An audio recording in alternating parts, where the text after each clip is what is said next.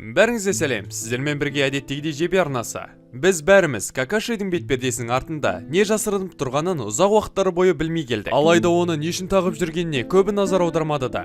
Кейде ол бетпердемен туылғандай көрінетін. Себебі тіпті оның балалық шағын көргенде бетперде үнемі оның бетінде болатын. Мен сенімдімін, көбіңізге Какашидің шын мәнінде не үшін жылдар бойы және әлі күнге дейін бетпердені тағып, бетін жасырып, тіпті әжетханаға барған кезде де тығылып жүретінін білгілеріңіз келетініне сенімдімін. Еш күмәндарыңыз болмасын, шынымен де видео қызықты болады. Ыңғайланып отырып көріңіздер. Егер біз Какашидің балалық шағындағы оқиғаға оралатын болсақ, ол әкесінің көзі тірісінде де бетперде тағып жүрген, біраз тұйықтау бала болғанын байқауға болады. Біз ешқашан оның қай кезден бері бетпердені тағуды бастаған кезін түсіндіретін көріністі көрмедік. Қарап тұрсақ, бетпердені 47 жасқа дейін, тіпті ыстық бұлаққа немесе әжетханаға барарда да тағу үшін үлкен себептің керектігі анық. Оның жанкүйері Боруто мен бір академияда оқитын Хаюкиге келер болсақ, біз оның 6-шы Хокагенің құрметіне бетперде тағуды бастағанын білеміз. Себебі Хаюки оның басты жанкүйері болатын. Бір кездері оны біз Какашидің ұлы деп те ойлап жүрдік. Не болыпты, расымен де сондай сияқты емес пе? Хаюкиге қарағанда Какашидің бетперде тағу себебі мүлде басқада. Сондықтан біз қазір осы құпияны ашатын бірнеше түсіндірмелерді қарастырып көретін боламыз. Ең танымал нұсқасы мынандай: ол бетпердені Анбу ұйымына мүше болғандықтан тағады. Бұл расында да миға қонымды себеп.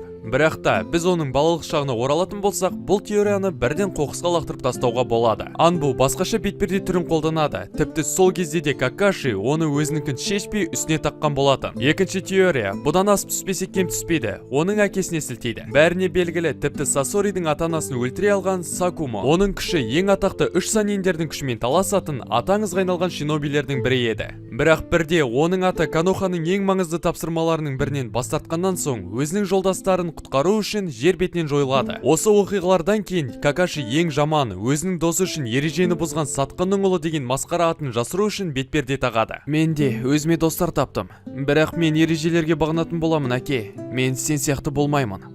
Бетперде оны алыстап тұрған, тіпті оның үстінен күлген қоғамның ақмақ адамдарының көзінен қорған ретінде қорғап тұрған. Тіпті бетперде оған болашақта да пайдаға жарады деп айтуға болады. Себебі ол өскенде әкесіне қатты ұқсаған және адамдар оны танып қоюы мүмкін еді. Бұған Какаши құм ауылына келгенде Чио апаны кездестірген кезде мысал ретінде алсақ болады. Сенің қалай дәтің барады, жетесіз неме? Жасырын жапырақтың ағазуы.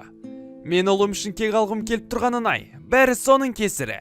Яғни бұл Хатаке кланның жай бір дәстүрі деп санауға болады. Ақыры бала үлкейген кезде оған бетпердесін шешуге рұқсат етілетін болған. Алайда Какашидің әкесінің өлімі оған бұны адамдардың сынауынан қорққандығынан бұлай істеуге мүмкіндік бермеді. Наруто мангасының 672-ші тарауы жарыққа шыққаннан кейін біз Какашиді, Сукумоны, Гай мен оның әкесін көрдік. Бұл кезде біз Какашидің бұл оқиғаға дейін де бетпердені тағып жүргенін көре аламыз. Демек ол бетпердені әкесінің өлімінен кейін тағуды бастады деген теорияны жоққа шығарсақ болады. Алайда мен осыған дейін айтып кеткендей, ол бетпердені әрқашан қолданбаған болатын. Бірақ та Сакумоның өлімінен кейін ол оны әкесімен ұқсастығын тығатын негізге қалқаны ретінде қолданды. Бірде Какаши тіпті өз бетпердесін ешқашан шешпейтінін мойындаған болатын. Себебі ұят жағдайларда мұрнынан атқылаған қанды жасырғысы келетін. Ұятсыздармен бұндай жағдай өте көп болады. Теперь ему точно придется снять маску. Ол бала кезден-ақ осындай нәрселерге әлсіз екенін сезіп, бетперде тағуды ұйғырған сияқты. Какаши расында да мықты ма? Әлбетте, оның әкесі ұлы нинзя емес пе? Ол жасырын жүрген ұятсыз екеніне бәсесесің бе? Енді оның не үшін ұятсыз тақуаның «Келе ғой, кел менің жұмағым» деген кітабының сүйікті оқырманы болғаны анық болды.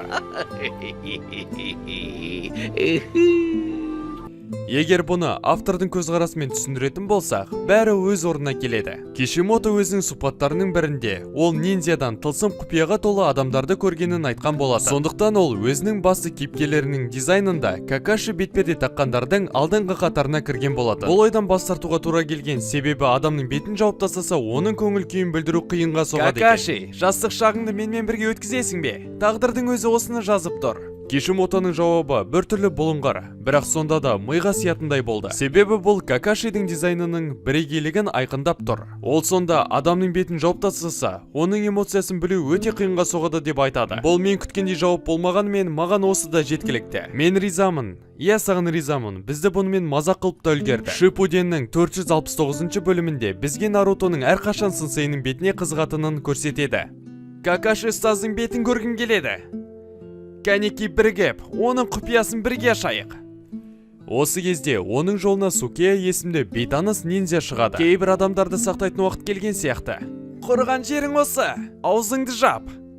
Қысқасы Сукея ниндзялардың тіркелу құжаттарынан Какашидің толық беті бар суретті іздеп көруді ұсынады. Ол бұл іске үлкен сенсацияға айырбас үшін көмектесетінін айтады. Егер олар тапса, оны бұқаралық ақпараттар құралдарына көрсету керек болады. Құжаттар сақталған құпия қоймаға кіру олардың қолдарынан келді. Олар Какашидің суретін енді ашпақ болғанда, Анбу күзетшілері ұстап алады. Қосымша жоспар ретінде Сукея Какашиді түскі ас кезінде суретке түсіріп алуды ұсынады. Әрине, біз күткендей бізді мазақ қылу жалғаса берді. Бірде бір дұрыс кадр жоқ. Түрін көргенімізді Құдайдың өзі қаламай тұрған сияқты.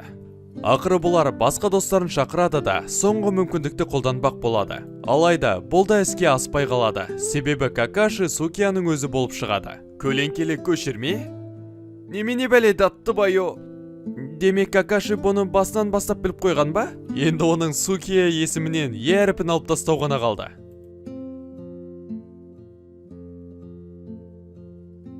Дауысты өзгерту, не дегенмен қиын шаруа.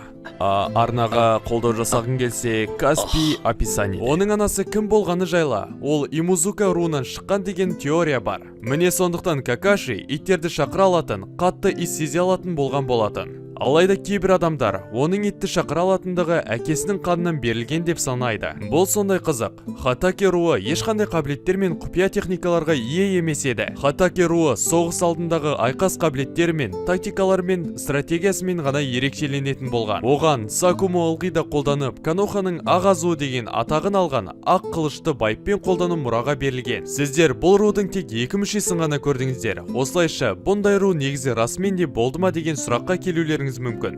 Алайда бұл сұраққа нақты жауап жоқ. Бірақ Какаши мен Бутсудың әйелі Месенжонның балдарының ұқсастықтарына сүйелген. Оның Хатаки руынан шығуы мүмкін дегенде болжамдар да бар. Бұл шинобилердің арасында басқа да Хатаки руының адамдары болды дегенді білдіреді. Бірақ олар тоқтаусыз жалғасқан дәуірде, мағынасыз соғыстар жүріп жатқан кезде әлемнің түкпір-түкпіріне көшірілген болуы мүмкін. Осылайша біз Какашиді руының жалғыз мүшесі деп нық басып айта алмаймыз. Себебі бізге оның руының таңбасының түп нұсқасын көрсеткен болатын. Ең қызығы, Какашиге жаман жолмен жүруге де болатын еді. Оның орнына ол күліп жүруді таңдады. Сіздермен болған әдеттей DJB арнасы, келесі көріскенше қош сау болыңыздар.